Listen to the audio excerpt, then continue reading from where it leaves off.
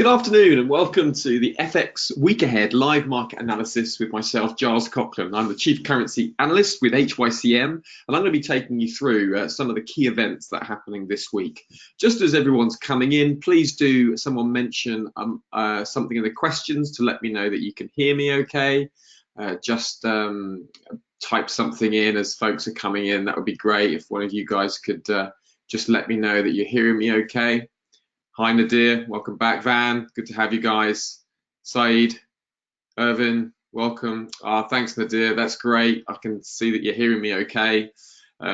Just to remember that as we start looking at this webinar, just to remind ourselves that the whole purpose of these FX week aheads and the whole purpose of the workshop tomorrow at 1 o'clock GMT is education. It's all about helping you guys understand how to make trading decisions for yourselves and understanding why the market's moving in certain directions and how to, in the course of time, take advantage of that for yourself. So this is what the whole idea is this. And as we're looking at different pairs, different trade setups, none of this is trading advice. Instead, it's education. So you can see some of the, I'll just turn that squawk off, sorry.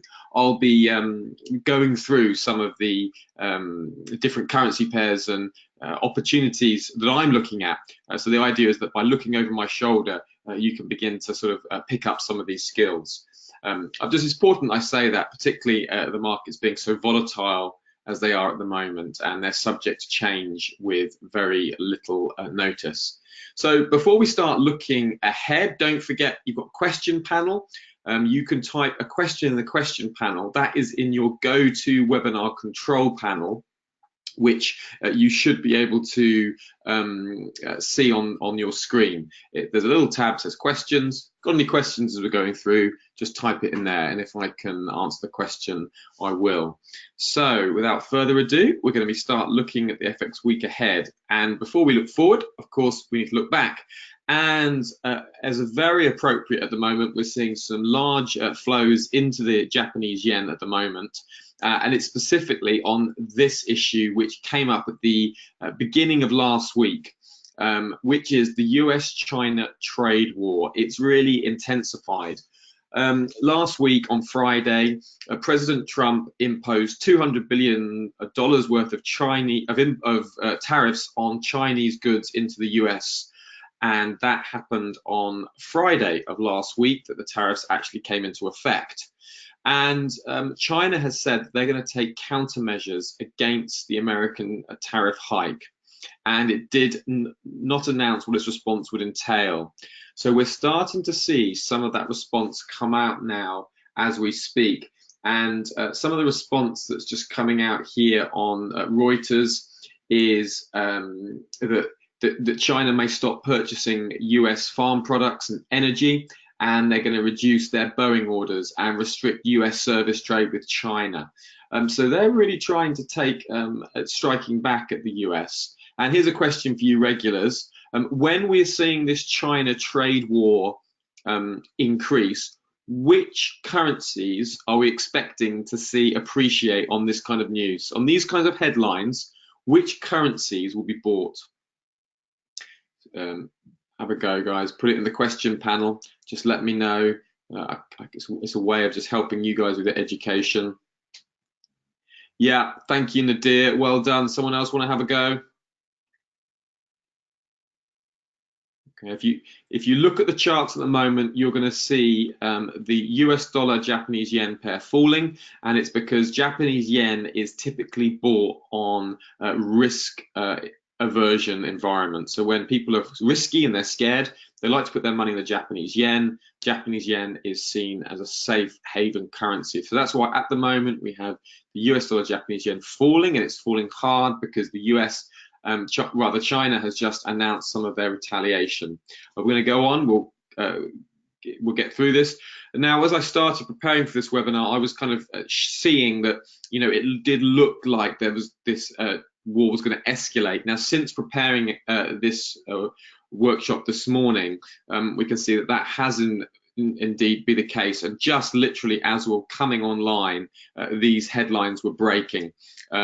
So Trump was tweeting quite aggressively against China. he's threatening China, and now China is striking back. Now, this at the time was the ways I was outlining that China could strike back. Okay, so some of the ways they can do is targeting US farmers and US farm imports. Now, they've done that because they've just said they may stop purchasing US agricultural products. Okay, and they're going to raise tariffs on about $60 billion worth of US goods. They're going to raise it to 25% tariffs, and they're going to carry out 25% tariffs on, let's say, 2,000, nearly 500 items of US goods. Got another further 1,000 items to be subject to 20% of tariffs. They've received applications from companies to get waivers from the additional tariffs. Products on the waiver list will be exempt from additional tariffs for a period of 1 year. So there's a whole series of tariffs which the market is digesting now, which China is going to be putting on US goods. And the date from there is the 1st of June. I'll just show you that. I'll just quickly show you some of those details, just put it across to my other squawk. And then you've got that breaking news that's happening now, okay? So I'll just give you a moment to digest that. What we'd be expecting here is, the other issue that we expect China to be doing is you'd be expecting yuan depreciation, as a drop in the yuan would give Chinese exports a trade advantage. Now, we've been seeing that, okay? Now, this is the US dollar Chinese yuan chart, and you can see that yuan is falling, which is US dollar strength. So you can see here, you know, price was aggressively making its way up through these subsequent pivot levels. And this is one way that China has seen that they could be fighting back, is by weakening the yuan. So look for the weakening of the yuan and look for strong yen. And the other thing that's been bandied around is China could dump some of its US debt. It's the largest purchaser of US debt in the world. China has $1 trillion of US debt. And what it could do is it could start selling some of those bonds that it has from out of the US. Now, that would be very bad news for the US economy. It would be also very bad news for the China's economy. So as it was announced, I just heard it on the squawk, that some Chinese academics were discussing the possibility of how they might get rid of some of that US debt. So that would have quite a bad impact on Treasury yields. Would see a fall in the yields, and at the moment they've just fallen to a 6-week low after China's announced additional tariffs on US goods. So the environment is risk adverse. Van, you don't? Oh, okay, Van. If you're not seeing anything, I'm not sure why. Van, try your screen. Let me just. Oh, guys, apologies.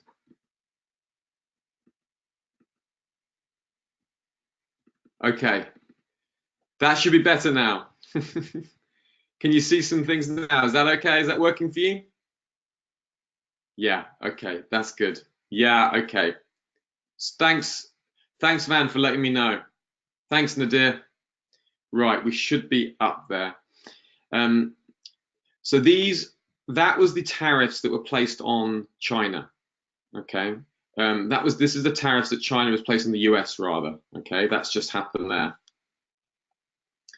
And then here is the possible ways China has of striking back to the US. They could target US farmers. They can depreciate the yuan. Here is the US dollar yuan chart. You can see the yuan is weakening, which is the US dollar yuan strength. You can see the way the dollar whipped up through these pivot points. Okay, that is just showing you that the yuan is being weak. It's one tactic that China has, and the way it helps them is if they have the weaker yuan, it means their exports are more competitive, so it can offset some of the impact of the tariffs on the US. So that's the thinking behind it. And they could dump some of their US debt. So watch this space, because there is a lot of potential for further dollar yen weakness. So I'm just going to show you guys the kind of things we can be looking at. Okay, so I'm going to pull over a chart to just look at, and we can see we are seeing now, okay, we're seeing the dollar yen falling hard. You can see it's falling through this pivot point, through that point, and it's making its way down to the third pivot point on the 15-minute chart. Now, on the 1 hour chart, we can see it's falling down through this pivot point on the 1 hour chart, 109, sort of just 109.23-ish, and it's going to try and make its way down to the next pivot point. So this is risk levels from these points. So risk can be defined above the pivot points here and above here, and any retracements up to these pivot points I would be looking at for potentially selling. Okay, so as we're trying to take advantage of this fall, what I'd be looking at is I'll be looking for technical places to enter short. Now, again, this is not an invitation for you guys to trade this. I'm just telling you what I'm looking at. So looking at the 15-minute chart, I would be looking at drawing a Fibonacci retracement level on, and I'll be looking for support and resistance levels. So you've got some support there, and you've got you see, so I'll be looking at this region here to get short, which is around 109.50. So for me, I wouldn't want to chase this down. It might go, it might not. It's difficult to tell with these kind of breaking headlines as the market's digesting it. But a retracement up to 1950 would make sense to me, with a stop above, 1967, maybe probably a bit higher. I just pop it above here, 109.84, just keep it out of trouble. So that's potentially the kind of area that I'm looking at for a short. Because it's risk off flows, I'm expecting further yen strength. So that's kind of a good level that I'm looking at. That's how quickly I would look to find my entry points. So looking back to, so that's breaking now. Apologize if it's been a little bit, oh, you can't, Yasser can't hear. Okay, can the rest, I think the rest of you guys can hear me. Yasser, check your microphone. Oh, I'll just send this to my, I'm just going to tell one of the regular guys can't hear us. Okay, yes, so you can hear. Great. Oh, that's great. Lovely. Okay.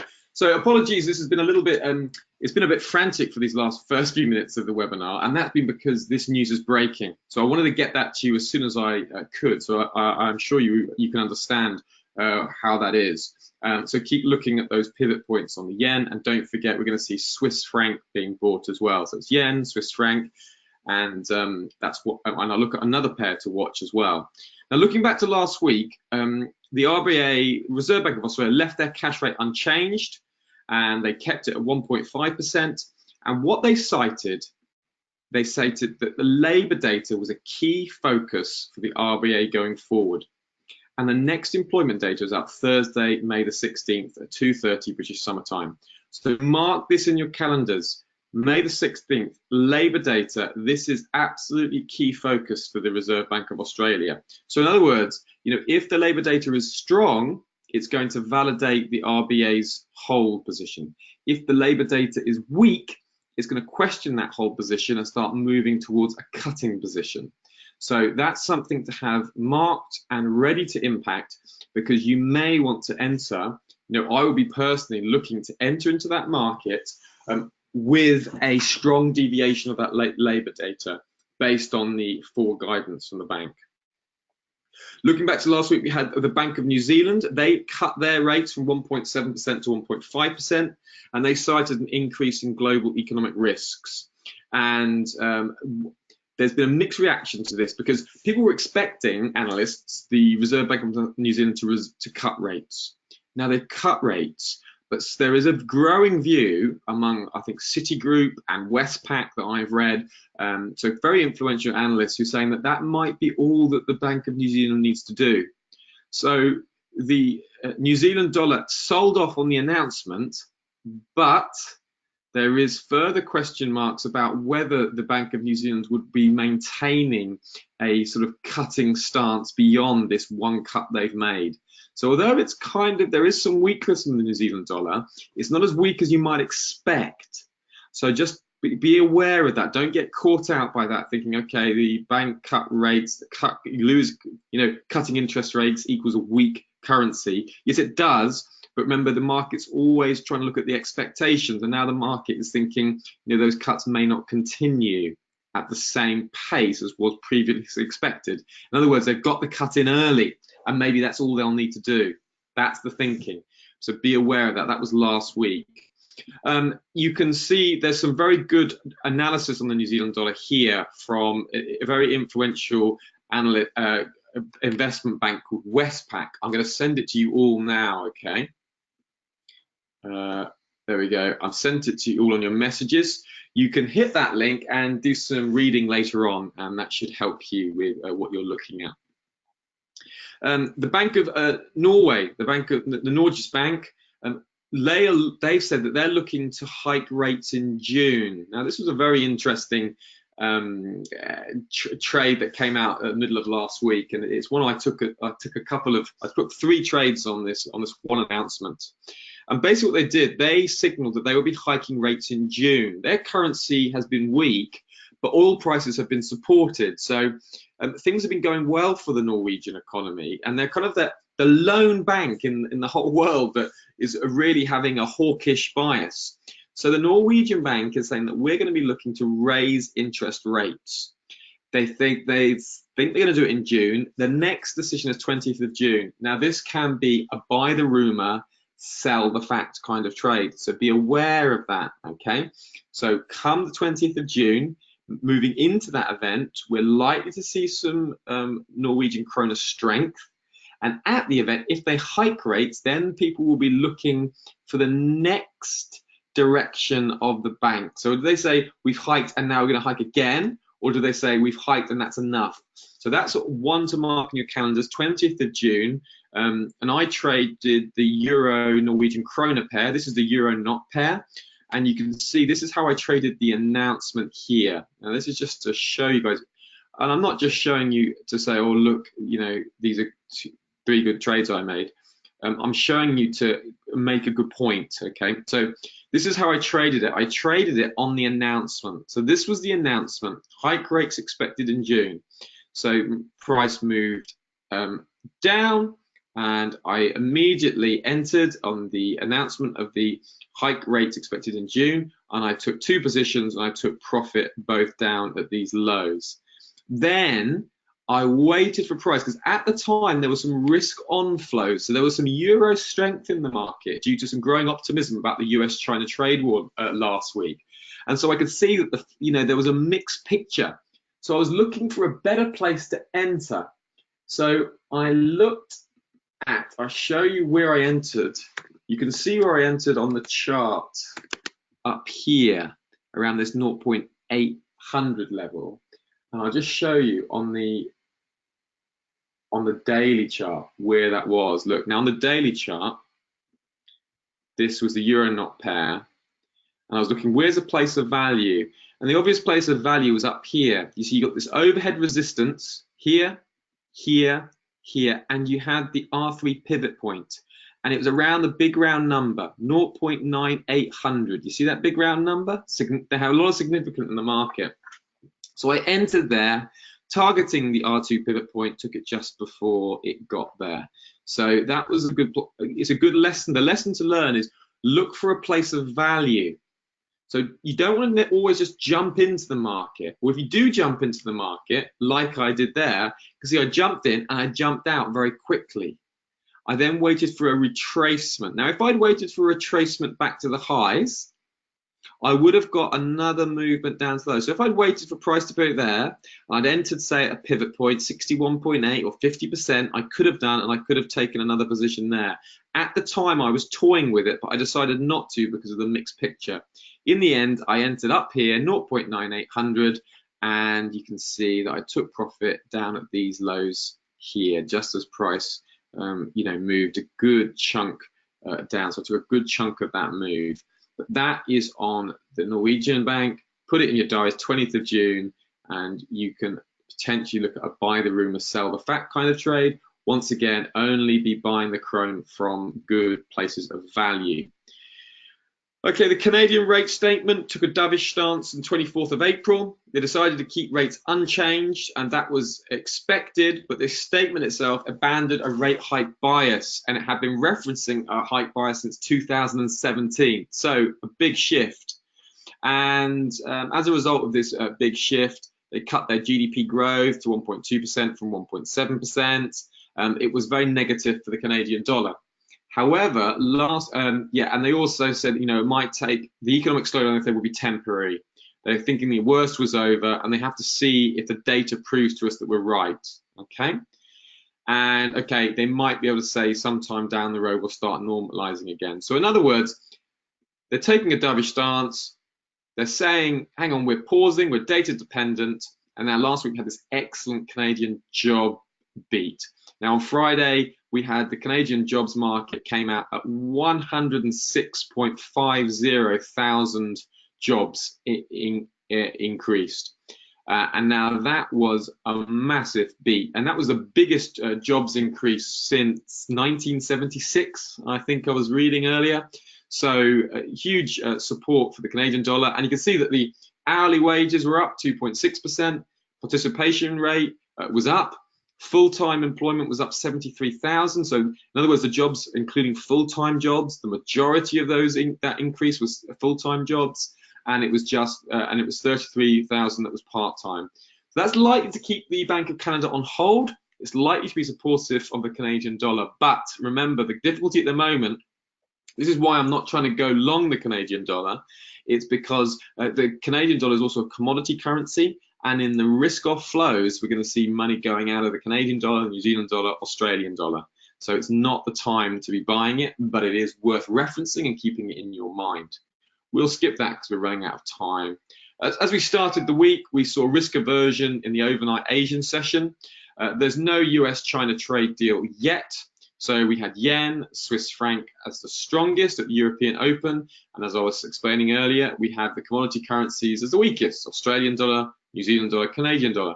This is typical risk-off flows. The only one that isn't typical is the pound, and the pound was being slightly bid on the news that Prime Minister Theresa May faces a showdown with the 1922 committee who wanted to set a clear date for her resignation. So the pound was being gently bid on the anticipation that Theresa May would set a definite firm date when she would be leaving. Looking at US oil, this is an interesting chart at the moment. We've got different factors moving oil at the moment. We've got the US-China trade concerns, and that is negative. That's a sell factor for oil because we've got, the International Energy Agency tells us that 34% of global oil consumption is from the US and from China, okay? But on the buy factor for oil, we've got falling oil supplies from Venezuela and Iran, and there was a couple of Saudi tankers sabotaged off the UAE coast recently. So there's sell factors and there's buy factors, and you can see that oil has been consolidating on the daily chart. It doesn't know what to do. You see, whenever you see price doing this, coiling inside, inside, inside, a series of inside bars, okay, you can see that price is coiling to break out one way or the other. Now, if the trade concerns carry on and that's perceived as a slowdown for global growth, then we're likely to see oil fall. But there's also these buy factors that are taking place for oil as well. So oil's an interesting crossroads, and it's kind of being torn by these two factors. Technically, we can see that this little triangle, price is trying to break out of that triangle. I'm interested here at how price is reacting around this pivot point. That's a very interesting level for me. I could potentially see price breaking out of this technical and then moving back down. So I'm looking at price here on this pivot point. As I said, this is not an invitation to trade, it's just a technical area that I'm very interested in. One thing that you can look technically is if you get a clear direction in oil, you can wait for the break and then the retest of that trend line. If you get a definite direction, US-China trade war gets worse, oil breaks down through this level, you might find a little bit of support here on the 200, 100 exponential moving average on the support level, and then you might get a retest and then a re-fall down. So that's just one to watch and something to look out for. Looking at the week ahead, US-China trade dispute, we realize that this will be ongoing. It is ongoing exactly as we anticipated. Keep looking up for the headlines and keep trying to understand what impact the tariffs are going to have. Look for buying yen, Swiss franc, and potentially US dollar, and also look for safe haven flows into gold. So if this gets worse, we're going to see yen strength, Swiss franc strength, and we're going to see some flows into gold. We've got the Canadian CPI data. Again, I just wanted to flag this up because we had those excellent jobs report coming out for Canada. Be interesting to see if we get a strong inflation data coming out of the Bank of Canada. That will be supportive for the Canadian dollar if we do. So that's one I'm interested on, Wednesday, 15th of May. Check out that. Of course, this is the most interesting release for me is the Australian employment data. We've already seen, haven't we, why we're interested in that? Because the Reserve Bank of Australia are interested in that. Remember, we're looking for central banks to tell us what their focus is, and what the central bank's focus is then our focus as traders. And they have said that the employment figures are their focus. And I'm just going to give you the link here, guys. So the link's coming out to you here. Ooh. Right, okay. This link is the RBA last monetary policy statement. So I'm just going to grab that here, and I'm going to pull it across for us. Just waiting for it to, here we go, right. So this link is here, and you can get into the habit of reading this yourself. This is the RBA's official website, and this is their statement on monetary policy, their May one. If you go all the way down to the end, you'll see this final paragraph, which is the key focus for us. It said, it concluded that the ongoing subdued rate of inflation suggests that a lower rate of unemployment is achievable while also having inflation consistent with the target. Some people were pondering what that means. It's quite a difficult sentence, but this sentence is clear. Given this assessment, the board will be paying close attention to developments in the labour market at its upcoming meetings. Labour market is the focus. That's coming up on Thursday. One to set your alarms for, and one not to miss, because a big deviation will be either supportive of the Australian dollar or it will be negative for the Australian dollar. That's one to watch. Looking at the week ahead, here's some other factors. We have a Bank of Canada speaker out today, so just watch out for any comments that they might be making on the jobs report from last Friday. Tuesday, we have average earnings from the UK. They've been good of late, but again, it's still Brexit focus, unfortunately, for the UK. We've got some German zoo economic sentiment. I think that's worth looking at. German data has been a particular focus of the market, and worth looking at the economic sentiment, not necessarily a particularly market moving event, but one to be aware of, as German data is generally quite interesting at the moment. On Wednesday, we've got wage price index out of Australia. That does have a potential. Again, it's employment data, so it's worth looking to see if that's increasing. That will be supportive of the Australian dollar. We've got the CPI data of Canada. We've covered that already, and we've got some retail sales out of the US. Not particularly a focus that I'm expecting at this stage. Look at Thursday. Got the employment data. That's the biggest event for the week in my books. And we've got Bank of Canada's government Pollott speaking as well. That's one worth watching, because Pollott tends to be optimistic when he speaks, and he can surprise the market. He has a history and a track record of doing it. So I'm not exactly sure what event he's speaking at here, whether he's just addressing the market directly or if it's an event. The detail will matter. However, that's not a headline you want to miss, and particularly for the Canadian dollar, that could move the Canadian dollar there. And remember, the jobs report from last Friday is going to be focus. We got some parliamentary elections on Saturday. That is coming out of Australia. Now, there was a lot of talk that at the last rate statement that the Reserve Bank of Australia didn't increase interest rates because of these parliamentary elections coming up. So just to be aware that that is potentially moving for the Australian dollar, and you don't want to be going into the weekend and holding Australian dollar positions because of the volatility you may get on the elections. Okay, so just to be aware of the elections there, Saturday, May the 18th. That's coming up to the end of our half hour. I hope it's been helpful for you guys. Don't forget, particularly if you're new, that there is a coaching program that we offer here at HYCM, a one-to-one coaching with myself here. If you deposit $1,500 to the trading account, so that isn't a $15, that's your money, but when you deposit your money into HYCM's trading account, you get a one-to-one coaching session with me. If you deposit $3,000 into the trading into your trading account, you get 1 hour session with me and 1 hour follow-up review. That's quite helpful because I can go over any issues you've been having. And then the $10,000 deposit account, you get 2 hours session with me, you get 1 hour trading follow-up review, and you get 1 week support. You know, and the idea of that support is, you know, I can email you, you can email me questions, and I can respond to you via email. So that's how that VIP support works. Okay, guys, that's good. I'll try to copy the link. Okay, let me just send it to you, Olasani. Let me just. There, I've sent the link to you, and I hope that works. Okay, that's good. Don't forget, tomorrow we've got the workshop, which is 1 o'clock to 2 o'clock GMT, and we'll be looking at, well, we'll be looking further how this US trade war with China is playing out, and we'll be looking at how we can deal with that and how I will go about trading what we see. Okay, guys, thank you very much. I hope you have a really good week, and I look forward to seeing some of you tomorrow. Yeah, cheers, Nadir. Take care now, guys. Bye.